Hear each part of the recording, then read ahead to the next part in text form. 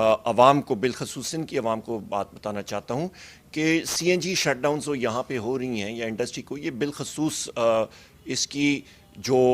بنیادی جو وجہ ہے وہ یہ ہے کہ حکومت سندھ پیپلز پارٹی کی حکومت سندھ نے سوئی سدرن گیس پائپ لائن کو رستہ رائٹ آف وے جو ہے وہ کافی عرصے سے نہیں دیا، اور 2 پائپ لائنز پہ کام اس وقت جاری ہے، اور ایک پائپ لائن جو ہے پاکلینڈ کی طرف سے وہ تقریباً 125 کلومیٹر کا ہی ہے، وہ اس پہ ابھی تک حکومت سندھ نے رستہ نہیں دیا۔ اور دوسری اہم بات یہ ہے کہ آرٹیکل 158 کے تحت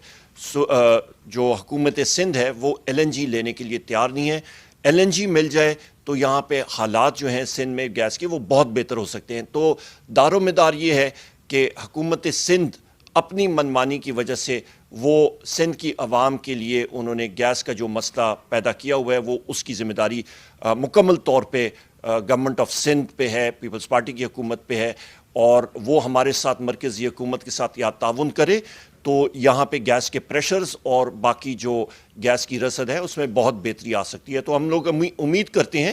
کہ گورنمنٹ آف سندھ جو ہے وہ اپنی اس فیصلے پہ نظر ثانی کرے گی اور ایل این جی اٹھائے گی، اور اس کے ساتھ ساتھ وہ مرکزی حکومت کے ساتھ تعاون کرے گی، اور سوئی سدرن گیس پائپ لائن کے اہلکاروں کو اور ان کی ٹیم کے ممبران کو وہ رستہ ایکوائر کرنے میں، پائپ لائن کی لینگ میں وہ مدد دیں گے۔